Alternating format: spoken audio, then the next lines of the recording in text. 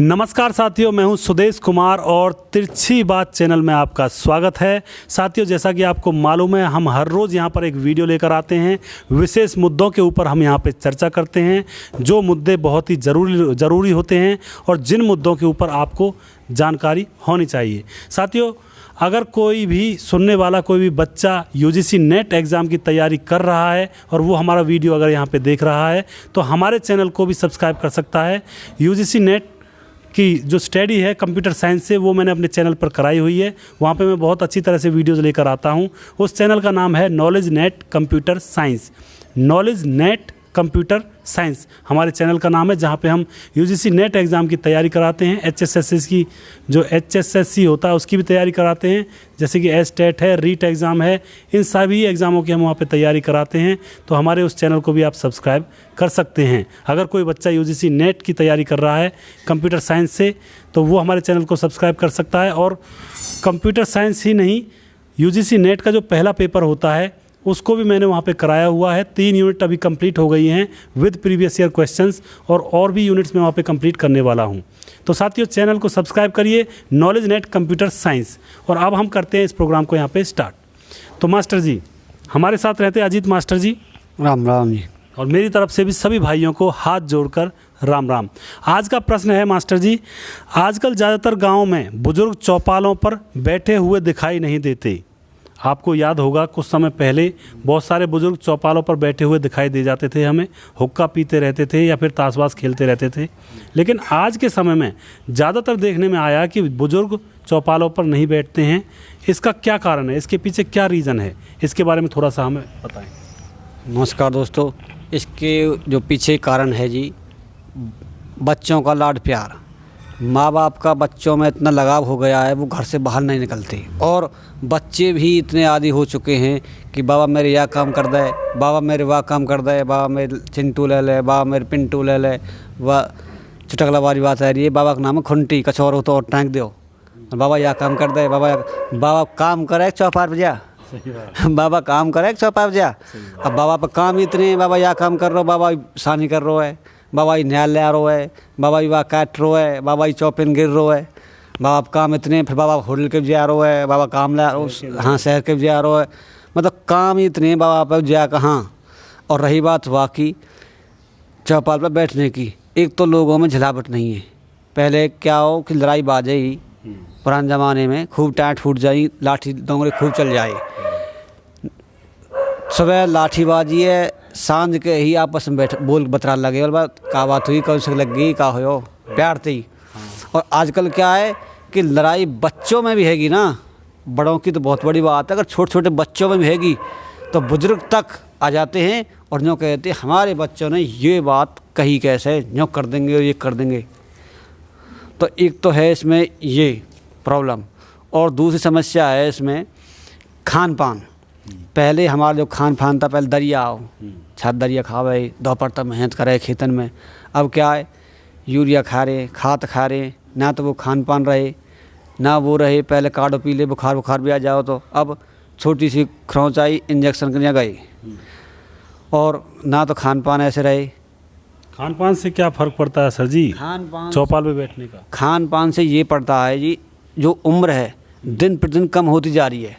पहले आपने देखे होंगे बड़े बूढ़े बहुत ही, अब बड़े बूढ़े कम दिख रहे हैं। क्यों दिख रहे हैं? दारू ज़्यादा पीते हैं, ऐब बढ़ गए। मैं न कर सभी पी में, बहुत से तो कान बस पीते, मतलब वो होता है कि मौत आ जाती है अक्सर, कि 40 साल की मौत आई, किसी कारण अटैक से आएगी या वैसे आएगी। बहुत से ऐसे जानबूझ के अपनी मौत लाना चाह रहे हैं, दारू पी लिया, और न दारू पीने की तो फुर्सत ना, चौपर कहाँ बैठ जाएंगे भाई, किडनी खराब, और वो तेरे रोग लग जाते हैं, 60 तक पहुँचे ही ना आवे बुजुर्ग। हाँ, बुजुर्ग होते ही नहीं, और बुजुर्ग होंगे जब भी तो चौपाल पर जाएंगे, जब तो बैठेंगे ना। चौपाल पे तो वैसे भी जा सकते हैं बिना बुजुर्ग हुए। लेकिन ये जो प्रश्न है यहाँ पे हम चर्चा कर रहे थे कि ज़्यादातर बुजुर्ग लोग चौपालों पर नहीं बैठते हैं, दिखाई नहीं देते हैं।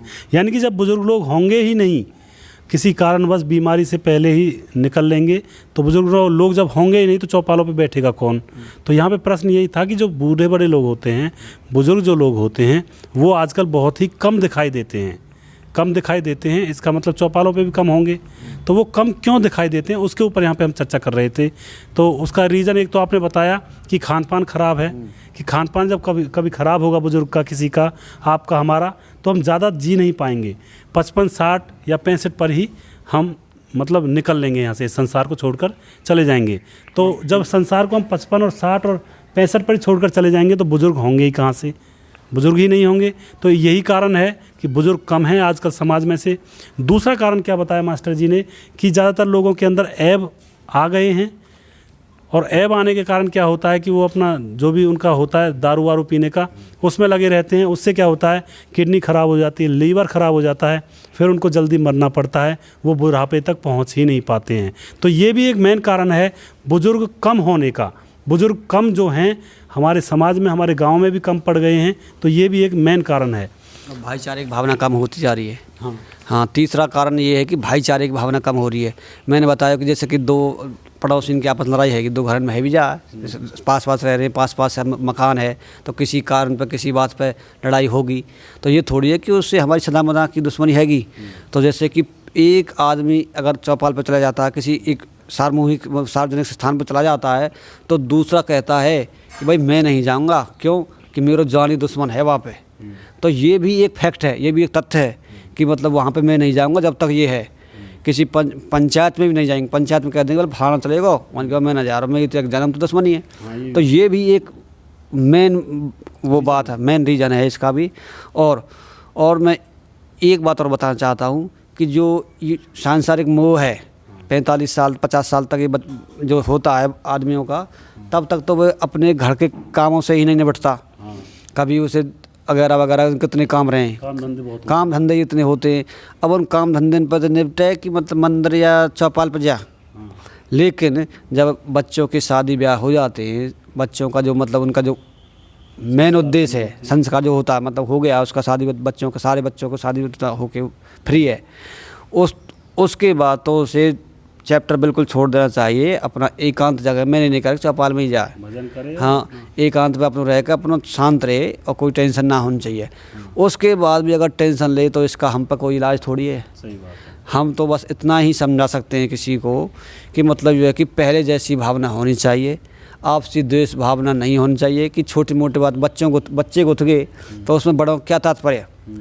पहले तू में बच्चों की, बड़े इनकी भी है जाए तो माँ बाप की, जैसे हमारे पास आजकल तो मास्टर जी ये प्रथा ज़्यादा चली हुई है कि बाबा से कहेंगे बाबा अपने कमरे में ही बैठ जाओ, कमरे में बैठो, आपके लिए अलग से फर्सी ले आएंगे, अपने घर में अपने कमरे में बैठकर आराम से हुक्का पियो। क्या ज़रूरत है चौपाल पर जाने की, बंगले पर जाने की, या किसी और के नोहरे में किसी और की बैठक पे जाने की। अपने घर में फर्सी है, हुक्का है, यहीं पे पियो और आराम से रहो। तो ये भी एक मेन कारण है, लोग इकट्ठे होना बंद कर रहे हैं धीरे धीरे हमारे समाज में। ये वैचारिक मतभेद है जी। वैचारिक मतलब ये है कि मैं दूसरे के बारे में जैसा सोचता हूँ, दूसरा भी मेरे बारे में ऐसा ही सोचेगा। मैं अगर आपके बारे में अच्छा सोचूंगा तो आप भी मेरे बारे में अंदर से अच्छा ही सोचेंगे। लेकिन ये हमारे जो विचारों में जो खिलावट आ रही है, पहले खेले वह खेले देखने के लिए कबड्डी प्रोग्राम हो तो इकट्ठे जाए, अब क्या है कि अपने उल्लू सीधो करें सब, कहीं ना कहीं तरीका थे हमारा काम हो या को बिगड़ो मत बिगड़ो। तो मेरे कहने का तात्पर्य नहीं तो लोगों में वैसी बात रही, वैसी भावना रही उठा बैठी की। अब तो बैठ रहे हैं तो मतलब तो बैठ रहे हैं, मतलब तो बात कर रहे हैं, तो वही बात दोबारा से लोगों को चालू रखनी चाहिए, वही बात आनी चाहिए। पहले हम मंदिर पर देख कर आए, मंदिर पर बुजुर्ग लोग रामायण पढ़े, वहाँ जावे सत्संग करे। अब क्या है, घर की लड़ाई इनते ही फुर्सत ना है। अब क्या मतलब घर में इतना कलेश चल रहा है, कलेश तो छोड़ जाए कि वह मंदिर पर जाए, घर ही नहा लें, घर ही धो लें, घर ही मतलब हर काम घर ही कर लेते। लैट्रिन बाथरूम भी घर में है कि पहले क्या है जंगल में जावे, घूम कर आवे, थोड़ा बहुत माइंड फ्रेश रहे हो, कुछ ना कुछ भजन ध्यान करे मिले, तो अब वो सिस्टम ख़त्म होता जा रहा है दिन पर दिन। मेरे कहने का तात्पर्य ये है कि जो बुज़ुर्ग लोग हैं उनका रहन सहन, उनकी मेहनत कम है। एक पहले क्या था, मेहनत करते थे, सब तरीके की मेहनत करे, खान पान ठीक। अब मेहनत कौन कर रहा है, अब तो यंत्र हैं, कृत्रिम यंत्र जो मानव द्वारा बनाए गए हैं, उन ट्रैक्टर तक खेत जोत दिए, पहले ज़मींदारी वैसे कराए, तो हमारी मेहनतें भी हम पहले जब खेती बाड़ी करते थे बुजुर्ग लोग तो भी एक साथ बैठते थे, जैसे गन्ना पिलाई होती थी, चरखियाँ चलती थी खेतों पर, तो सभी बुजुर्ग लोग एक साथ बैठते थे, चरखियाँ चलती थी, गुड़ बनते थे, उसमें भी मेल मिलाप बनता था, एक साथ रहते थे, एक साथ फसल उठाते थे।